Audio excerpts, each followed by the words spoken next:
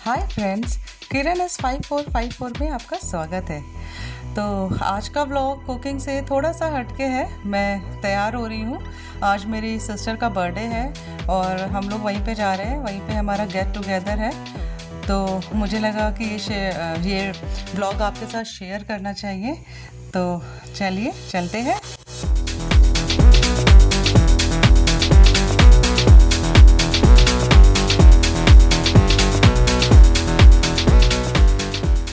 मैं गाज़ियाबाद में रहती हूँ और मेरी सिस्टर दिल्ली में रहती है, सरिता विहार में। यहाँ से गाज़ियाबाद से सरिता विहार का डिस्टेंस लगभग 30 से 32 किलोमीटर है और यहाँ 1 घंटा लगता है हम लोगों को पहुँचने में, अगर हम ऑफिस टाइमिंग में ना निकले तो हम लोग निकल पड़े हैं।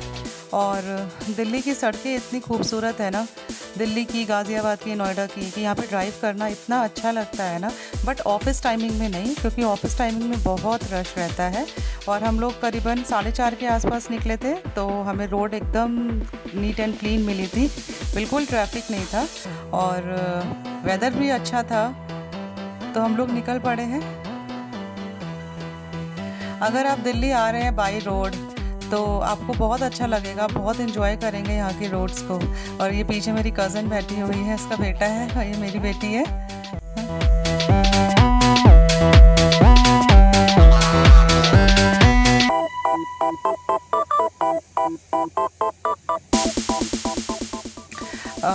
अब हम लोग अक्षरधाम के पास पहुँचे थे।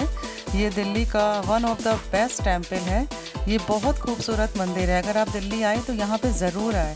यहाँ पर म्यूज़िकल फाउंटेन होता है शाम को विथ लेज़र लाइट, और यहाँ पे रामायण थीम, कृष्णा थीम के अलग अलग थीम्स के ऊपर शो होते हैं, लाइट्स होती है। बहुत खूबसूरत लगता है, बहुत ही खूबसूरत लगता है।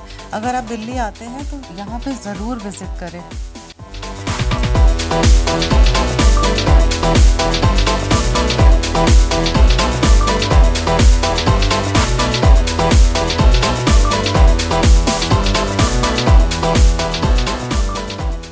अब हम लोग सरिता विहार पहुंच गए थे। ये मेरी सिस्टर सरिता विहार के गेटेड कॉलोनी में रहती हैं। बहुत खूबसूरत जगह है, ये भी बहुत पॉश एरिया है दिल्ली का। यहाँ से कनेक्टिविटी बहुत अच्छी है। यहाँ से Lajpat Nagar, Sarojini Nagar, AIIMS hospital, railway station, airport बहुत पास है।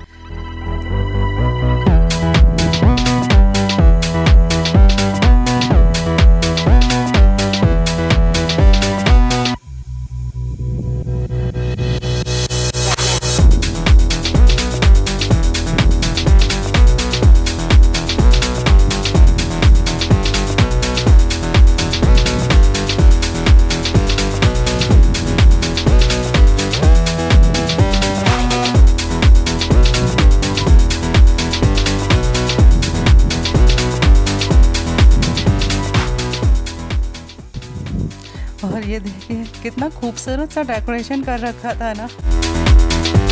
मतलब ये अनएक्सपेक्टेड था, मुझे लगा नहीं था कि इतना अच्छा डेकोर करके रखेंगे। और ये मेरी सिस्टर की मदर इन लॉ है, आंटी, ये बहुत प्यारी आंटी हैं। और ये मेरे लिए चूड़ी लेकर आई थी। सावन में ग्रीन चूड़ी पहनते हैं ना, तो वही मेरे लिए लेकर आई थी और मुझे दे रही थी। ये अंकल है हमारे। और ये देखिए, ये मेरी सिस्टर की बेटी है और मेरी कज़न का बेटा है। बच्चे अलग एंजॉय कर रहे हैं, हम लोग अलग गॉसिप कर रहे हैं, पंचायत कर रहे हैं। बहुत मज़ा आया था।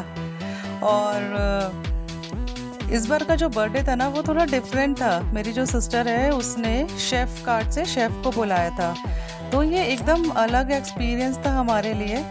मतलब शेफ़ आए हैं और वो एकदम होटल जैसी फीलिंग आ रही है हमें कि हम रेस्टोरेंट में बैठे हैं। और ये लाइम सोडा आया था, बहुत टेस्टी था, बहुत अच्छे से प्रेजेंट किया था, प्रेजेंटेबल लग रहा था और पीने में भी बहुत टेस्टी था। मतलब बहुत एंजॉय किया हम लोगों ने। मैं इस तरह का एक्सपीरियंस ना मैंने फर्स्ट टाइम लिया है। और ये मेरी सिस्टर है जिसका बर्थडे है।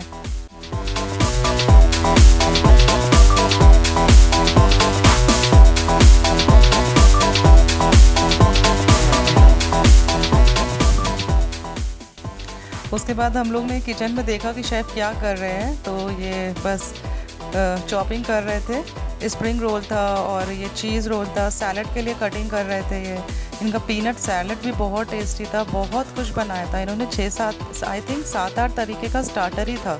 मेन कोर्स की तरफ तो हम लोग गए ही नहीं। अभी आपको दिखाते हैं कि क्या क्या था स्टार्टर में। ये पीनट सैलेड के लिए कटिंग कर रहे हैं। और यहाँ पे नूडल्स था।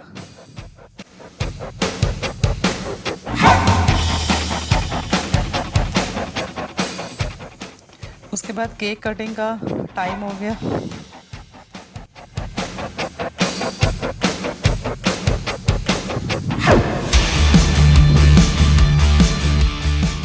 मतलब आजकल हम लोग क्या करते हैं, बर्थडे होता है, बाहर चले गए, खा लिया पी लिया, घर आ गए।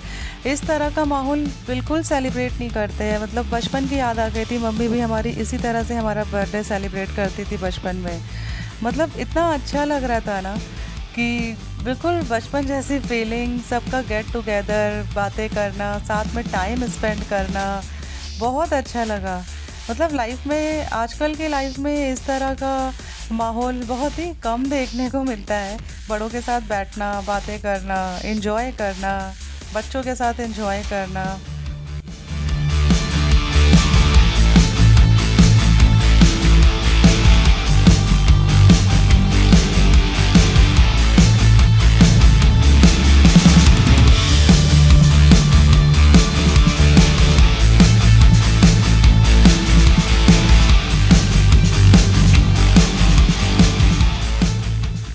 बस उसके बाद हम लोग फिर से अपनी पंचायत में लग गए।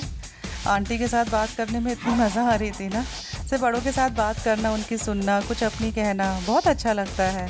और फिर फ़ोटो सेशन शुरू हो गया हमारा। और अब यहाँ पे इन्होंने पाव भाजी वगैरह रखा है, दही बड़े रखे हैं, 2-3 तरह की चटनी भी थी।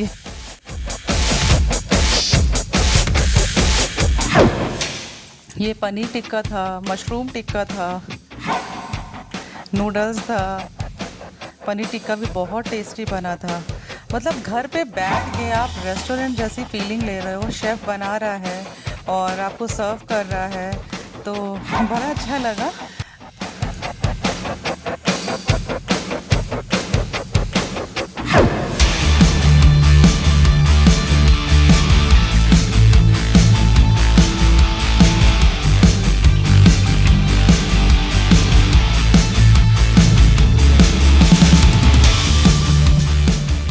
ये चीज़ बॉल बनाया था। चीज़ बॉल ऑसम था। मतलब मुझे तो इतना पसंद आया ना चीज़ बॉल, बहुत टेस्टी था चीज़ बॉल।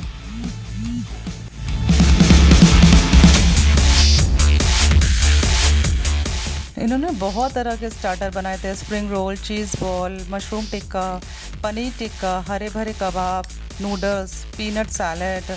और इन्होंने एक अलग तरीके का सैलेड भी बनाया था। इन्होंने एप्पल एंड वॉलनट सैलेड बनाया था, वो ऑसम था।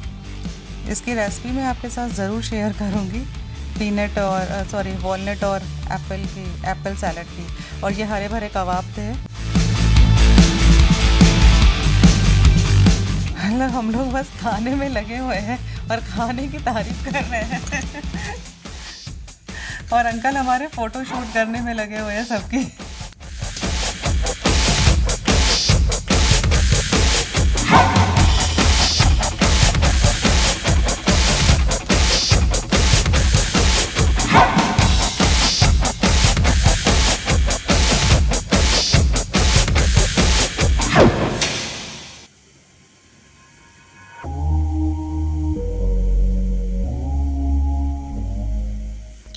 ये एप्पल एंड वॉलनट सैलेड था। इसमें कुछ किशमिश भी डाली थी, बहुत टेस्टी था।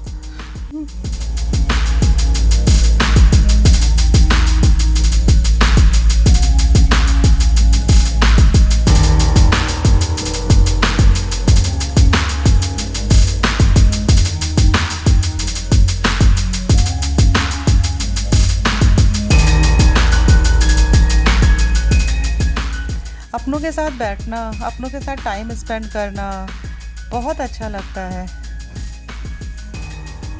कुछ कहना, कुछ सुनना, बड़ों से कुछ राय लेना, मतलब बहुत अच्छा लगा। इस तरह का टाइम मुझे लगता है कि आजकल सबको स्पेंड करना चाहिए। आजकल हम लोग डिप्रेस रहने लगे हैं, अकेले रहने लगे हैं। तो ये देखिए हम लोग कितना गॉसिप कर रहे थे, गॉसिप करते करते इतनी हंसी मजाकें चल रही थी कि टाइम का पता ही नहीं चला कि कब 1 बज गया। उसके बाद हम लोग बेड वेड लगाने की तैयारी करने लगे। बिस्तर लगाने के बाद हमने तंबोला खेला। तंबोला खेलते खेलते हमें 3 बज गया। बिल्कुल आइडिया नहीं हुआ कि 3 बज गया। फिर आंटी अंकल रूम पे चले गए और हम लोग सब यहाँ पे लेट के गप्पे मारे। सुबह के 5 बज गए और हमें बिल्कुल होश नहीं था कि सुबह हो गई। बहुत मज़ा आया। फिर नेक्स्ट डे हम लोग अपने अपने घर रवाना। बस आज के लिए इतना ही। अगर आपको मेरा व्लॉग पसंद आया हो तो प्लीज़ सब्सक्राइब करिए, लाइक करिए। Thank you for watching.